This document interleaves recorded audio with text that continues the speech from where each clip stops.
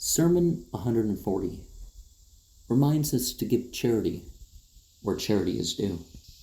First, we need to focus on the family and those who are trapped in some way, and those who are in debt and enduring real troubles rather than suffering. And by suffering, I distinguish it from difficulty in terms of either they're making things bad because of their judgment, or they're making things worse because of their judgment. So the actual worldly difficulty, you help people out in their time of need. And sometimes people will talk about the people who give to those to whom it is not due as if they're charitable, but they're miserly because they haven't fulfilled their other obligations. And saying 260 reminds us that people are gradually brought towards things. And when it comes to the punishment, or the bad afterlife in particular, or even the punishment of this world, I've seen it gradually sneak up on people. And then they go back and say, well, something bad happened to me, something bad happened to a lot of people. But, you remember, and they should remember, that they even pushed themselves, but they slowly made their way into being a monster. Or maybe that might not be the best word for some people, but because not everybody is quite so, but some people are misled because their evil deeds are hidden. And in particular, when people are wronged, it shouldn't be brushed off. And by wronged, don't phone the police on everything that, you can phone the police. When you have been beaten and all that other stuff, then, tell. Because telling actually, in and out of incarceration, telling actually prevents that sort of thing. And some people, that makes all the difference in the world, that someone told on them, and then they're not doing the crime again and again and again and again. And you got to be careful about speaking good about people either, because sometimes that will fill the people with illusion and delusion. And once you leave the revealed and even the inspired to the continual understanding of the inspired, which is what the sayings of Emma are in general, things might require even more explanation. So a couple things that come up is the Yasub, the great chief, and the Qaza, the cloud bits that aren't going to rain on anything. And this is related to a saying where Ali said that there'll be someone in charge of the people of religion in terms of their religion. But the people, is autumn the rainy season in the culture that he's talking about? See, that might need explanation too. But people are going to join around him. Like people who wouldn't have the benefit, you could say. And another related saying is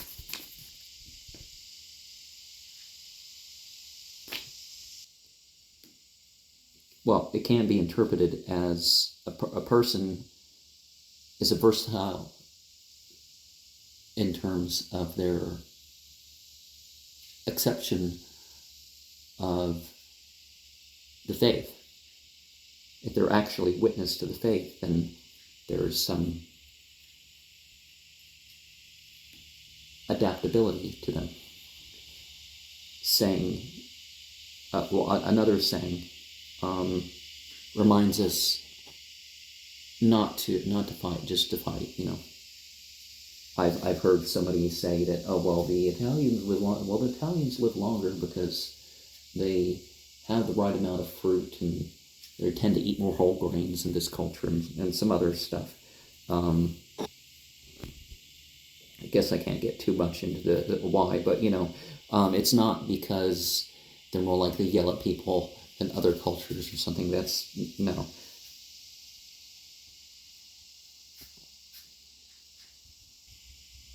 And there's a saying that indicates that if one has gone beyond the group who one can never marry, for a female, it is better for her when she reaches the full age of accountability where she can figure out things for herself. It's preferable if that's what's going to happen, that it's on the side of the father rather than the mother.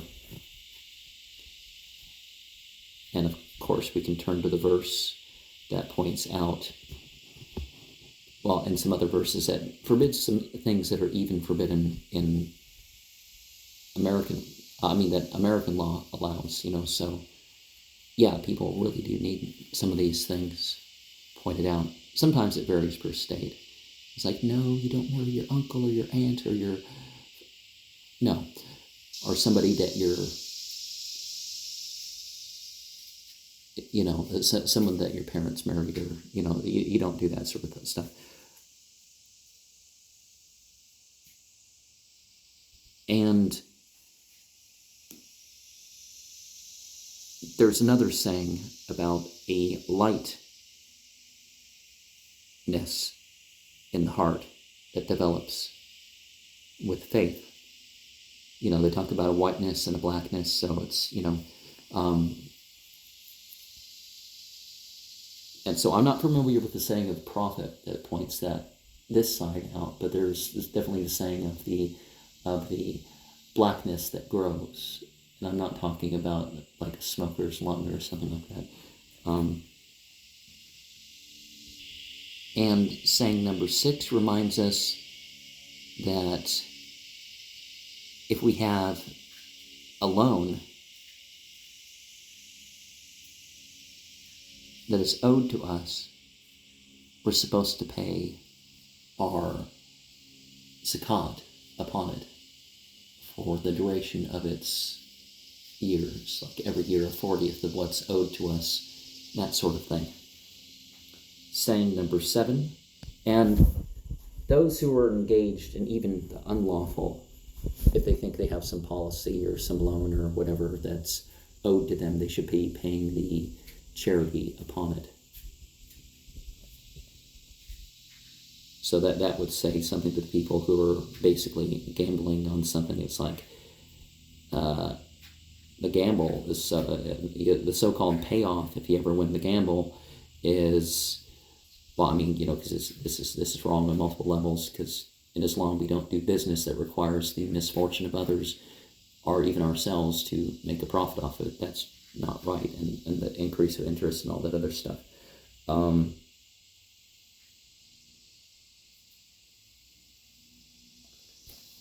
And then there's another saying that reminds us that when it comes to the, you know, it comes to the women folk, that one is avoiding them in terms of even one's gaze when it's time to go off for war. Like that Wagner guy giving his speech. I'm not sure if there was swearing in it or not, so I'm not necessarily saying you should go see it if you haven't seen it. But basically, he was telling the army that we will have no extramarital sex. Not only for deserting, but you do any of this stuff, we'll kill you. Now, I don't, that's probably going too far for that if it's consensual, but rapes by armies is a very common thing, particularly my country's army has a long tradition of that, even worse than,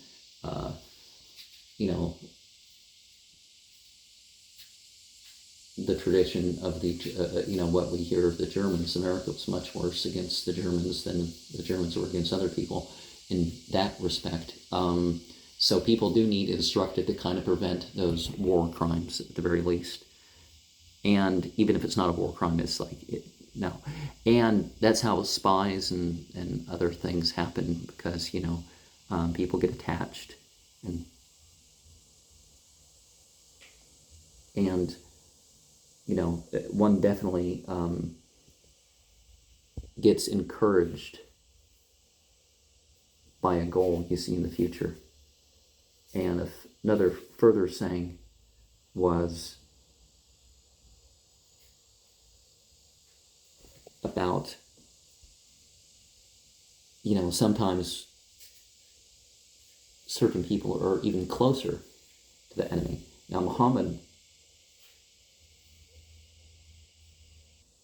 was closer to the enemy, in terms of his relations than the people in general.